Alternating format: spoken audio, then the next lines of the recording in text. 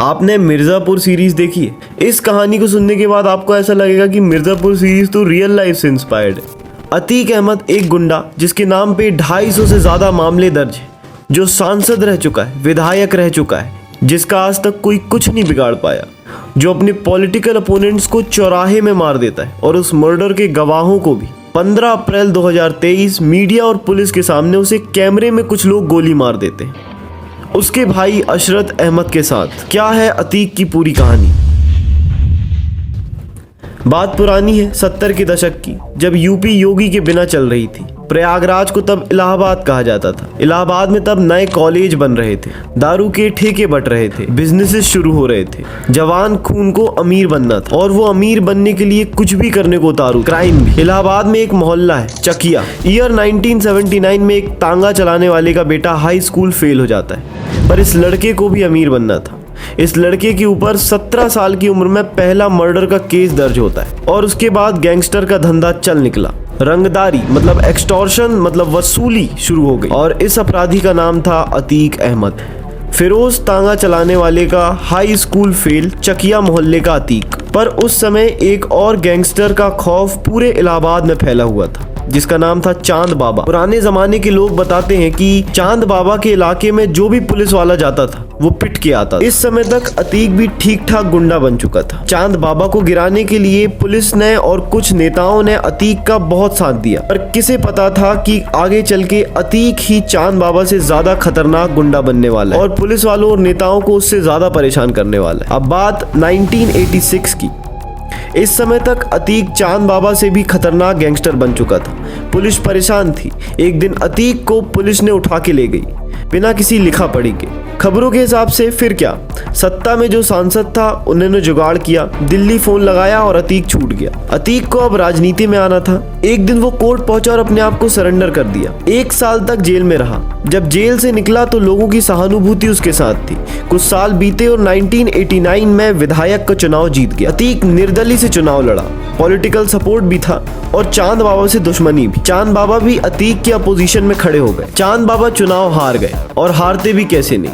चुनाव के रिजल्ट से पहले ही अतीक ने चांद बाबा का मर्डर कर दिया, वो भी चौराहे में। कुछ समय बाद चांद बाबा की गैंग खत्म हो गई। अतीक का खौफ बहुत फैल गया। पश्चिमी इलाहाबाद से लोग चुनाव ही नहीं लड़ते अतीक के खौफ के कारण। इसके चलते अतीक ने 1991 और 1993 में भी चुनाव जीता। इसी बीच अतीक की समाजवादी पार्टी से नजदीकियां बढ़ गई और 1996 में अतीक ने समाजवादी पार्टी से चुनाव लड़ा और जीता। चौथी बार विधायक बना। 1999 में अतीक अपना दल नाम की पार्टी और प्रतापगढ़ से लोकसभा का चुनाव लड़ा, पर जीता नहीं। 2002 में अपना दल से विधानसभा का चुनाव लड़ा और फिर जीत गया, मतलब फिर से विधायक बन गया। फिर इलाहाबाद से जो सांसद अतीक को सपोर्ट कर रहे थे, उसने अपने बिजनेस कॉन्टेक्ट्स का भी यूज करना अतीक के लिए शुरू किया। उस समय पूरे इलाहाबाद में किसी के पास बड़ी बड़ी विदेशी गाड़ियां नहीं थी, सिर्फ इसी सांसद के पास थी।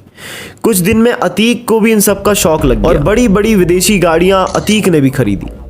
गाड़ियों के बाद नंबर था हथियारों का। लगातार अतीक विद्रोहियों को खत्म करता जा रहा था और अपना साम्राज्य फैलाता जा रहा था। अपना आतंक और अपने क्राइम्स फैलाता जा रहा था। 2004 के लोकसभा चुनाव में वो फूलपुर से चुनाव लड़ा और जीत गया। जब उसकी विधानसभा वाली सीट खाली हुई, मतलब विधायक वाली सीट खाली हुई, तो उसने अपने भाई को खड़ा किया, अशरफ को, पर वो जीता नहीं, वो हार गया क्योंकि कोई और जीत गया था। उसका नाम था राजू पाल। राजू पाल पहले अतीक के लिए काम किया करता था। राजू पर भी करीब 25 मामले दर्ज थे। अक्टूबर 2004 में राजू पाल विधायक बने। अतीक को ये हार बिल्कुल बर्दाश्त नहीं हुई। अगले महीने ही राजू के ऑफिस के सामने बमबारी हो गई, पर राजू बच निकला।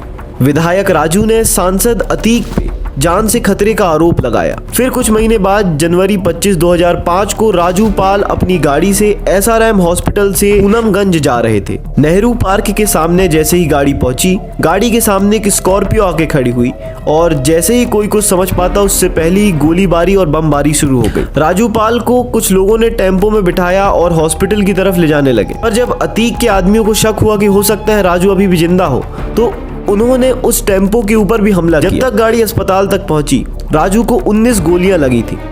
राजू की पत्नी पूजा ने एफआईआर कराई अतीक, उसके भाई अशरफ और भी बहुत सारे इनके गैंग मेंबर्स के खिलाफ। क्योंकि विधायक मर चुका था इसलिए 2005 में फिर से चुनाव हुए और इस बार अशरफ, अतीक का भाई, जीत गया।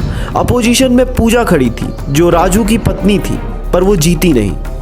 लोग कहते हैं कि वो खौफ के कारण नहीं जीती, अतीक का खौफ। जब पूजा को 30 जनवरी को 2 लाख रुपए का मुआवजा दिया गया तो उसने कहा कि मुझे पैसे नहीं, अपने पति के हत्यारों का सर चाहिए। 2007 में फिर चुनाव हुए, फिर पूजा चुनाव जीत गई और अशरफ हार गया। इसी समय से अतीक के परिवार का पॉलिटिकल रिसेशन शुरू हो गया था। सरकार बदल गई थी, मायावती की पूर्ण बहुमत की सरकार आई। अतीक को वांटेड घोषित कर दिया गया। उसके ऊपर 20,000 रुपए का इनाम भी रखा गया। उसकी करोड़ों की संपत्ति सीज कर दी गई, बिल्डिंग्स गिरा दी गई। इस समय अतीक फरार था। एक सांसद जो गैंगस्टर था उसे फरार घोषित कर दिया गया। फिर दिल्ली पुलिस ने अतीक को गिरफ्तार कर लिया। आगे भी अतीक ने चुनाव लड़े, कोशिश की, जेल के अंदर से तक चुनाव लड़ने की कोशिश की, पर वो कभी जीता नहीं। 2012 के बाद फिर से कुछ साल अतीक फरार रहा और 2017 में फिर जेल में था। 2017 से अभी तक अतीक जेल में ही था। कुछ दिन पहले रूटीन चेकअप के लिए उसे ले जाया जा रहा था। मीडिया और पुलिस के सामने कुछ लोगों ने आके उसे गोली मार दी। मारने वालों में से कुछ पकड़ा गए। उनसे पूछा गया कि ऐसा क्यों किया, तो उन्होंने बोला कि हमें उससे भी बड़ा गैंगस्टर बनना है। दुख की बात तो यह है कि इतने समय से अतीक के ऊपर 250 से ज्यादा केस दर्ज हैं, जिसमें से 40 एक्टिव रनिंग केसेस थे। अभी तक अतीक को किसी भी केस की सजा नहीं मिली थी। और ऐसे गैंगस्टर हमारे नेता बनते हैं, लीडर बनते हैं, जो समाज को गाइड करते हैं। ये देश किस तरफ जा रहा है समझ में नहीं आता। एक बार फिर से बराइची साहब का शेर पढ़ के इस वीडियो को खत्म करूंगा कि बर्बाद गुलिस्ता करने को बस एक ही उल्लू काफी था। हर शाख पे उल्लू बैठा है, अंजाम गुलिस्ता क्या होगा। दर्शन प्रोडक्शन में इसी तरीके की कमाल की वीडियो आपके सामने आती रहेंगी। आप बने रहिए हमारे साथ, हम भी बने आपके साथ। कमेंट सेक्शन में अपने व्यूज़ बताइए। बहुत बहुत धन्यवाद।